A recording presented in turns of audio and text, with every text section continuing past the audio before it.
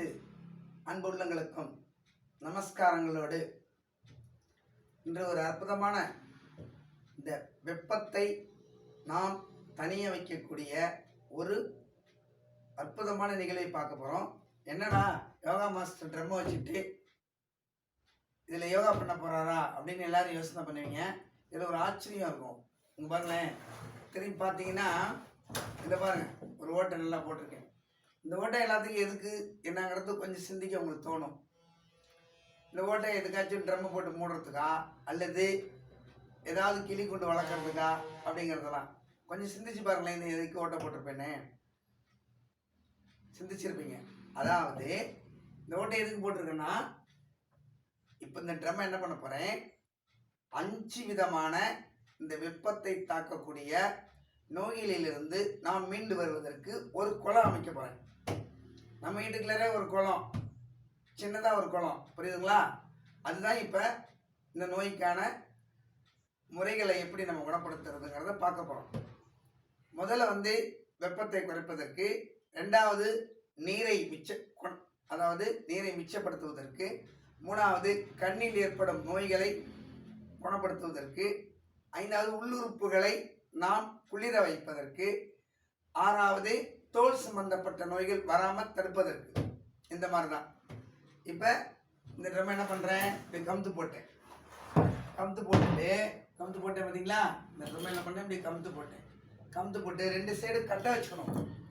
கட்டை வச்சுக்கலாம் நகரிக்கும். நீங்கள் என்ன பண்ணுங்க, செவத்தை ஒட்டி கூட வச்சுக்கலாம். ஒரு செவத்தை ஒட்டி கூட இப்படி வச்சுக்கணும். இந்த ட்ரம்மை அறுத்துட்டு எமர் சீட்டு போட்டு நல்லா தேய்ச்சிடணும். தேய்ச்சிட்டு, ஏன்னா எல்லாம் இது நம்ம கையை கிழிக்கும், புரியுதுங்களா? இப்போ என்ன பண்ண போகிறேன், தண்ணி இதுக்கு நிறைய ஊற்ற போகிறேன்.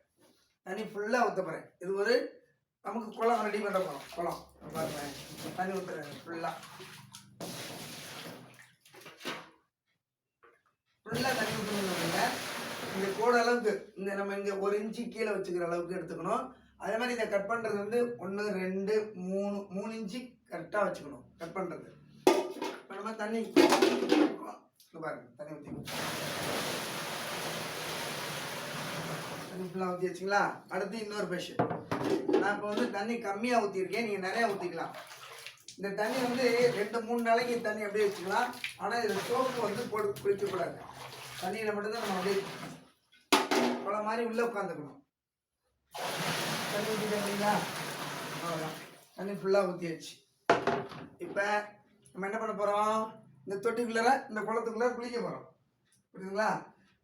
பாருங்களேன், இப்படி நல்லா அணவாக வச்சுக்கணும், இல்லைன்னா நலிக்கு வந்துடும். ரெண்டாவது இதை பிடிச்சிக்கிட்டு தான் நம்ம உட்காரணும், இல்லைன்னா ஆடும் வச்சுருவோம். பார்த்தீங்களா? அவ்வளோதான். பாருங்க, ரொம்ப அற்புதமான குளியல் இது. இங்கே பாருங்க, ஃபஸ்ட்டு நம்ம உட்காந்துட்டு ஒரு 2 நிமிடம் அப்படியே தியானத்தில் உட்காந்துருக்கணும். தண்ணிக்குள்ளார இந்த அளவுக்கு தண்ணி வச்சுக்கணும். இந்த அளவுக்கு 2 நிமிஷம் அப்படியே தியானத்தில் உட்காந்துருக்கணும். ஓம் அப்படின்னு மந்திரத்தை சொல்லலாம். உங்களுக்கு இஷ்டம் எதுவோ அது எதை வேணாலும் சொல்லிக்கலாம்.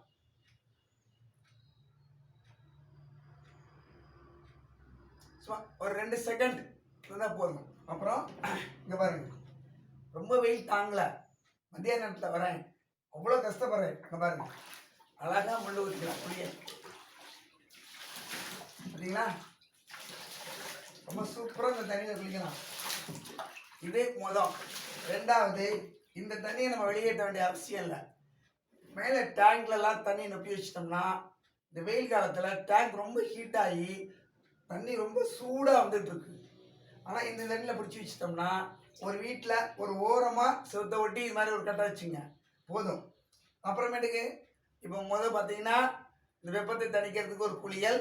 ரெண்டாவது பார்த்தீங்கன்னா, நம்மளுடைய ஸ்டோன், அதாவது யூரினரி இல்லை இன்ஃபெக்ஷன், நீர்க்கடுப்பு, நீர் எரிச்சல், இதெல்லாம் குணப்படுத்தும். அடுத்து ஸ்டோன் கண்ட்ரோல் ஆகும். அதாவது ஒருத்தருக்கு கல் வரும், இந்த வெயில் காலத்தில் கல் அதிகமாக வரும். அந்த கல்லை குணப்படுத்தக்கூடிய சக்தி இந்த அற்புதமான குளியலில் உண்டு. 1 மணி நேரம் உட்காருங்க. அந்த கல் ஒரு எண்ணி ஒரு 12 நாளைக்கு உட்காந்து பாருங்க. அப்புறம் தொடர்ந்து ஒரு 48 நாள் உட்காருங்க. ஆப்ரேஷனுக்கே போக வேண்டியதே இல்லை. இந்த கல் தானாக உடஞ்சி வெளியே வந்துடும். அப்படி ஒரு சக்தி இந்த தண்ணியினுடைய ஒரு தொட்டி, இந்த தெப்ப குளத்தினுடைய ஒரு மகிமை.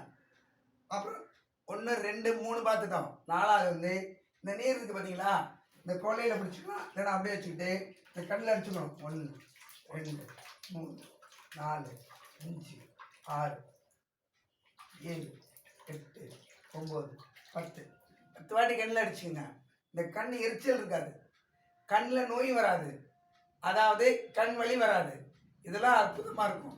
அப்புறம் உள்ளுறுப்புகளை எப்படி சார் குணப்படுத்துறதுன்னா, நம்ம இந்த தண்ணியை வச்சுக்கிட்டு இந்த நாக்கில் அப்படி நீட்டிங்க.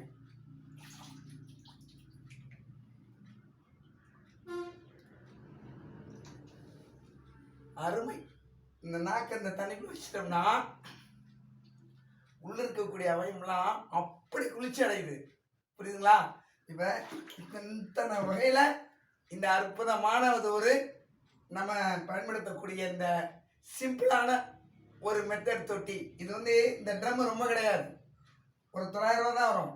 இதை வாங்கி கட் பண்ணி வச்சிட்டிங்கன்னா நம்ம வீட்லேயே நமக்கு ஒரு தொட்டி ரெடி ஆயிடுச்சு, தண்ணி தொட்டி ரெடி ஆயிடுச்சு. சூப்பர். புரியுதுங்களா? இதை கண்டு அனைவருக்கும் பகிர்ந்து கொண்டு வாழ்க்கையில் இந்த வெப்பத்திலிருந்து பாதுகாத்து உடலையும் நம்மளுடைய நோய்களையும் காத்தருளி மகிழுமாறு அன்போடு கேட்டுக்கொள்வது மாந்துரை சிவமதி லட்சுமி. நன்றிகள், வாழ்த்துக்கள்.